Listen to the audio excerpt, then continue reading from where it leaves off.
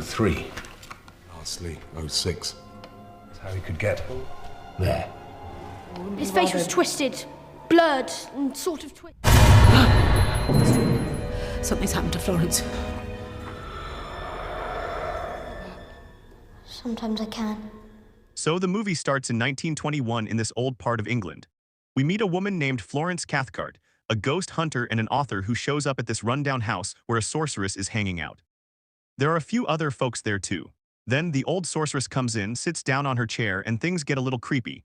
They even offer her a decaying crow for some kind of ritual.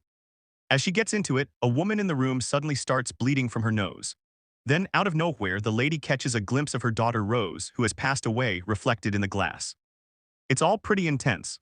Florence reveals that the spirit is actually a little boy and the sorceress is just an old man. She even castigates Sergeant Evans for his role in the charade. She orders the police to arrest the imposters. Outside, a woman confronts Florence about her little son being arrested, claiming Florence can't understand her pain since she never had a child, which deeply affects Florence. But she brushes it off and walks away. Later, Florence returns home exhausted. After a while, she hears a knock at the door. She answers it and finds Mr. Robert Mallory, whom she thinks is a fan and gives her an autograph. Robert introduces himself as a history teacher and asks for her help with a ghost at Rookford School in Cumbria, where a child was allegedly murdered years ago. Florence inquires if the murderer was caught, but Robert says there's no record. He then mentions another student, Walter Portman, who died after claiming he saw the ghost of the murdered child. Robert shows Florence old photos from 1902 and 1903, featuring a blurry figure standing next to the students. Florence suggests the photos might be flawed, but Robert insists that the boys are terrified orphans. He convinces her to visit Rookford boarding school to investigate the ghost. As they're driving along, a bunch of little kids suddenly run out to cross the road, making Edward slam on the brakes. He's about to start the car again when Robert tells him to hang on and let the kids get all the way across first. Once they make it to the school, matron Maud Hill is there, practically bouncing with excitement to see them. She gets a bit starstruck and reaches out to shake Florence's hand, saying she feels like she knows her already and is really very fond of her books. Florence notices a little boy named Tom who looks back at her like he's known her forever too.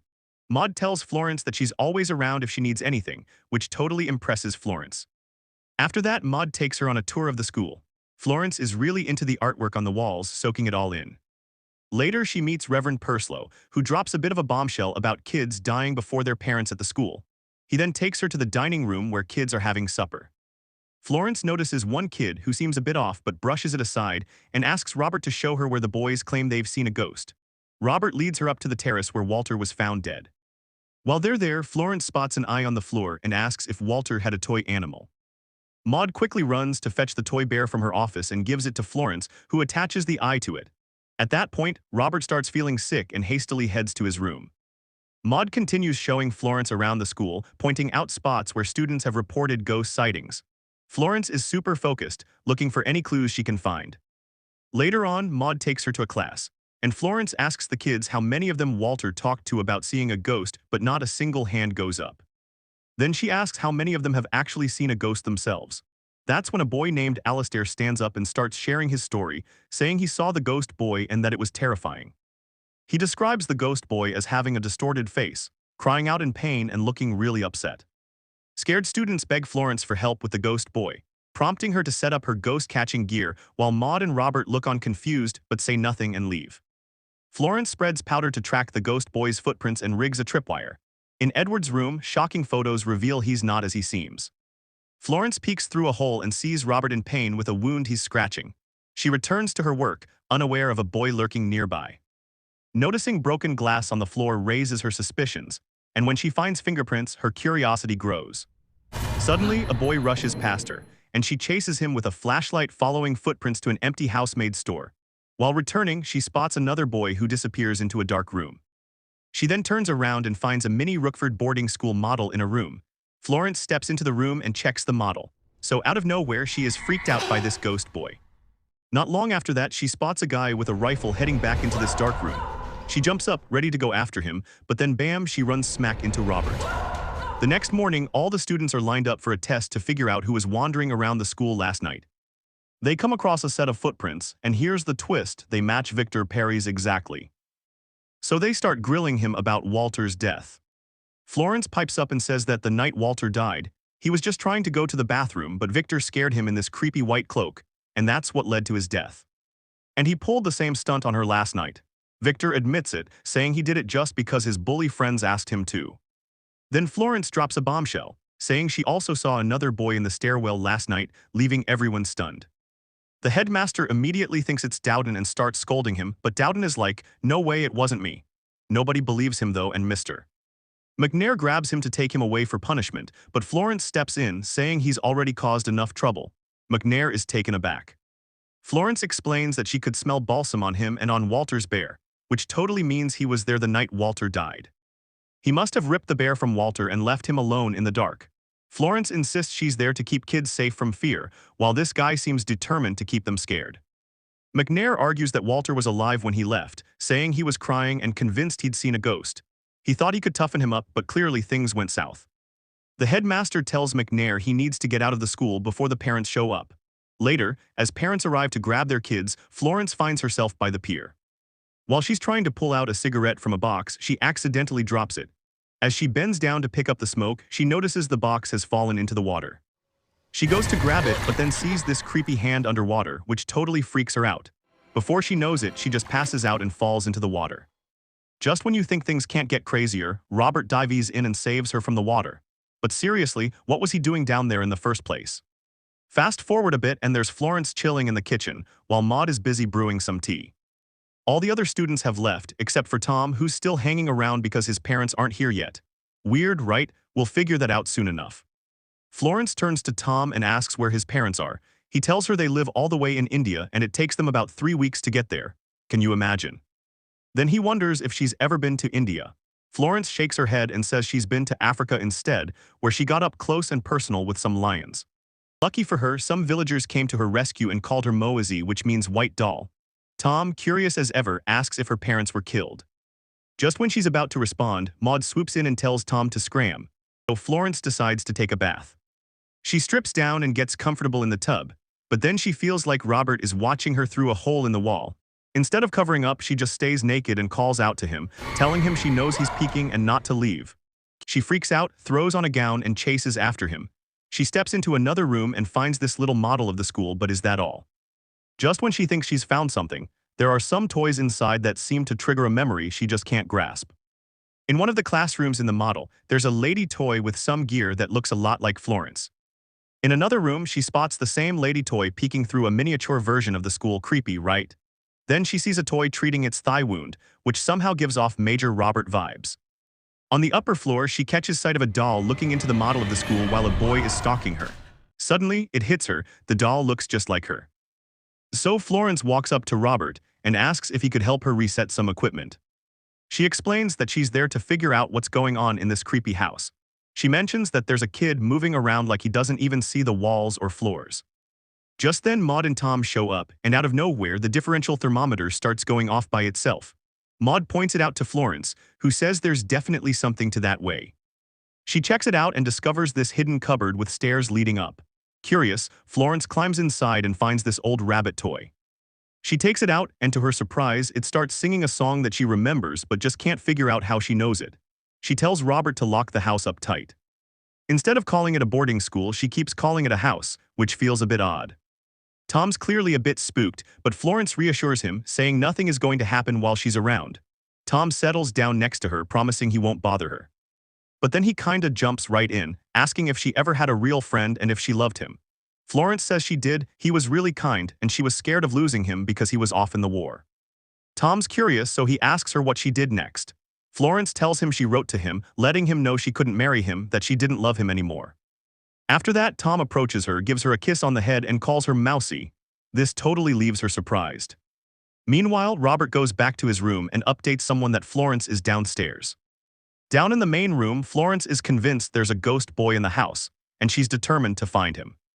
So Florence is looking in the mirror and suddenly spots this ghost boy just hanging out in the field. But before she can even see it properly, he just disappears in a flash. Next, she's busy trying to fix something when she totally doesn't realize the ghost boy is actually standing right behind her. Then she hears Tom calling her, but get this, Tom is already sitting in class with Maud. Maud hears Florence's voice, but she tells Tom to keep playing. Things take a turn when Florence hears Tom's voice coming from upstairs.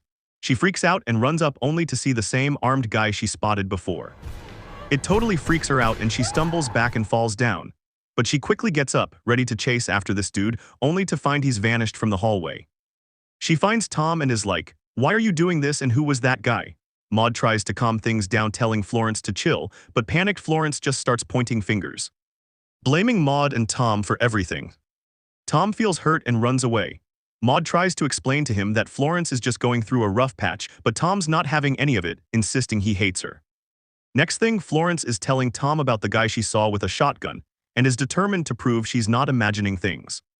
She dips some blank pictures into this liquid and boom, the scenes start showing up. She realizes the ghost boy was actually in the room when she fell. Meanwhile, Robert and Florence share a moment that gets a bit too close for comfort. Then, Maud hears the bell ring and tells Tom to stay put while she steps out. At the same time, Robert also hears that bell ringing from the east bedroom.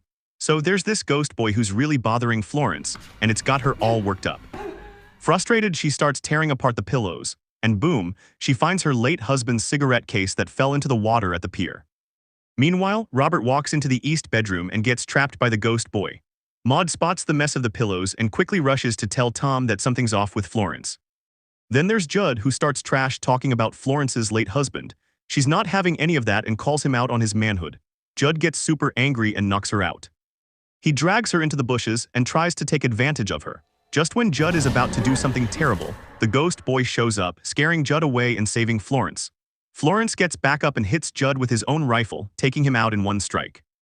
The poor girl is in a panic now, so she rushes to the school and tells Maud and Robert that Judd attacked her and she had to kill him in self-defense. She asks Robert to keep it quiet from Tom. To her shock, Robert tells her that there is no Tom inside the building, just the three of them. Things start to click for Florence. Tom isn't a real boy but a ghost boy, and only she and Maud can see him. But why? That's about to get interesting. She goes into a classroom and sees this chilling message on the blackboard that says all the kids are gone except one. Then, she hears Tom calling her from inside a cupboard. She follows the voice, goes into the cupboard and ends up in the basement, where there's this old model of Rookford boarding school. That's when Tom shows up, saying he didn't mean to scare Walter that night. Florence tells him she gets it. And then, out of nowhere, Tom steps into the light in his real form. So he tells her he has no idea how Walter saw him because honestly no one else can. Florence jumps in, saying Walter needed a friend, and she really pushes Tom to explain everything. Tom tells her the only way to figure it all out is for her to see it herself, which totally catches Florence off guard. He calls her Mousy and points to the dollhouse, telling her that looking inside will help her remember what's important. When Florence peers into the dollhouse, she finds a photo of her and her parents.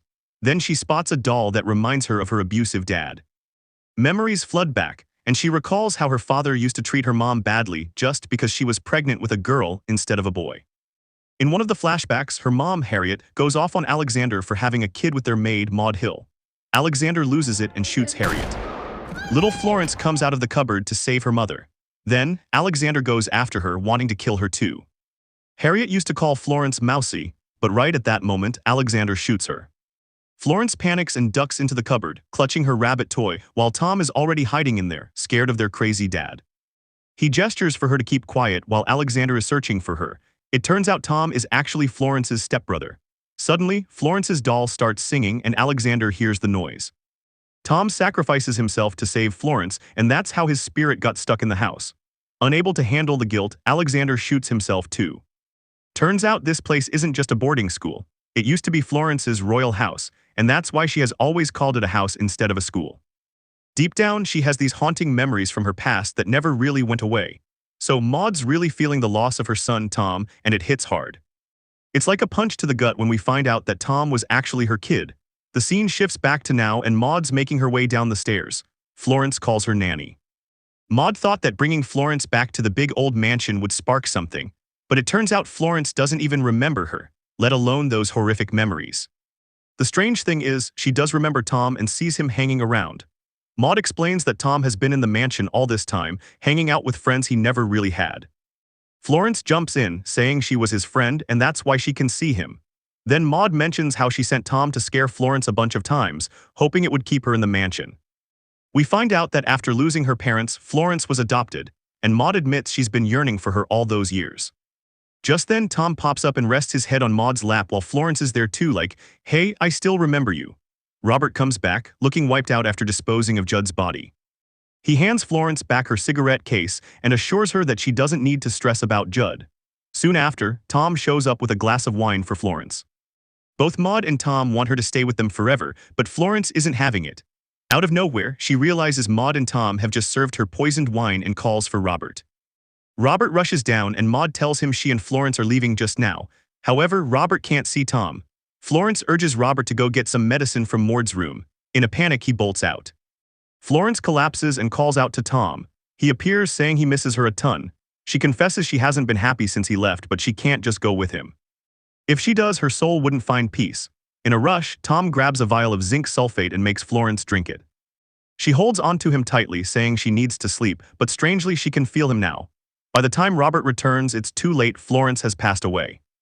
In a twist, we see Florence standing at a window, watching as kids start coming back to school. Headmaster Purslow tells a teacher he'll break the news about Florence's death, saying she was really hit hard by Walter's passing. But here's the kicker: no one can see her except Robert.